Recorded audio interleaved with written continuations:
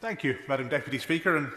as I recover from my nosebleed from being so high up the order paper today, I do enjoy these sparsely attended debates. It gives us all an opportunity to expound a little. So, Madam Deputy Speaker, obviously COVID has had a huge impact on all of our lives and arguably led to the elderly within our communities making some of the biggest sacrifices. During the worst of this pandemic, they rightly shielded to protect themselves and their families, and then, as restrictions have eased, many have provided vital childcare to their children and grandchildren, allowing younger generations to get back to work. And as the government's already provided extensive financial support to many young people within our communities through schemes such as Kickstart, it is right that the elderly are not forgotten during this pandemic, and their support mechanisms are rightly reinforced. I'm glad to support this bill before the House today, and I'm pleased to hear the opposition's keenness to pass it swiftly,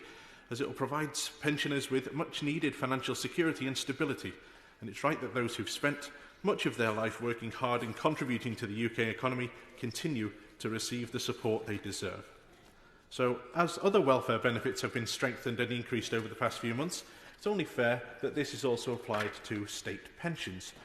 With nearly a quarter of my constituents in Delyn aged over 65, I know that they'll be thankful for the government's efforts in this bill to ensure that pensioners are properly supported, especially after the potentially devastating financial impacts of COVID.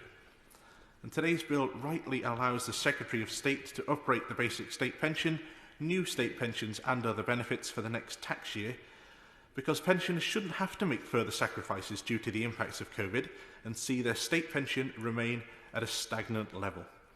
Instead, we should be protecting our pensioners and their incomes by ensuring state pension increases are safeguarded even if earnings do not increase. And without today's bill, as we've already heard from my right honourable friend, existing legislation could prevent any state pension increases next year, just when financial support is needed most, in part to tackle economic consequences of COVID. And I commend the foresight of the Department of Work and Pensions in bringing forward this bill, as many would have simply assumed, as I did, that the triple lock would persist without realising that the wording in the 1992 Act may preclude this, leaving many pensioners surprised at not receiving their normal annual increase.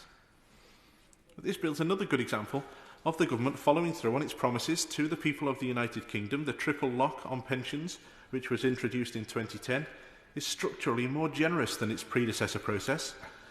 and it's important to consider that the generosity in the benefit is locked in once applied, as its effects compound over time. The full basic state pension for an individual this year, for example, is almost 9% higher than if it had been CPI indexed in the last decade, and almost 8% higher than if it would have been earnings linked. So it's a policy which has been of real benefit to pensioners over the last 10 years. Sadly, however, pensioner poverty is a real and pressing problem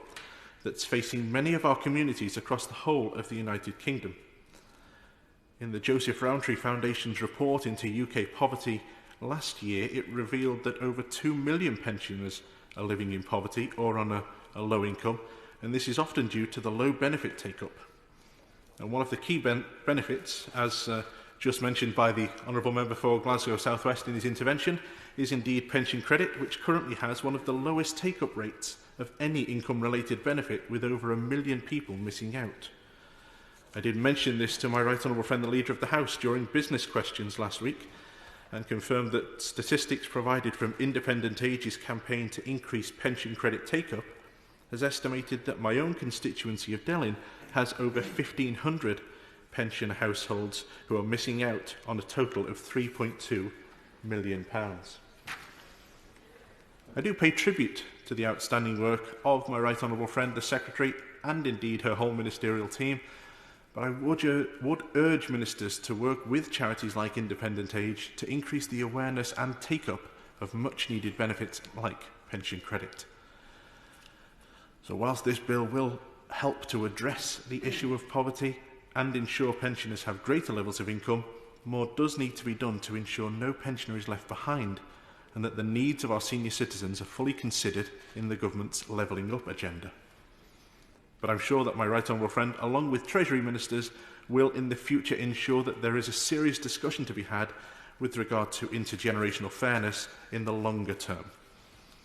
But, Madam Deputy Speaker, to conclude, I am glad to be a member of a Conservative and Unionist party which is a party for all and is supporting individuals throughout the United Kingdom regardless of age, whether that be helping young people into new jobs via Kickstart, providing free access to college courses to increase the skills of the workforce, or through today's bill, bringing peace of mind to pensioners about their financial security.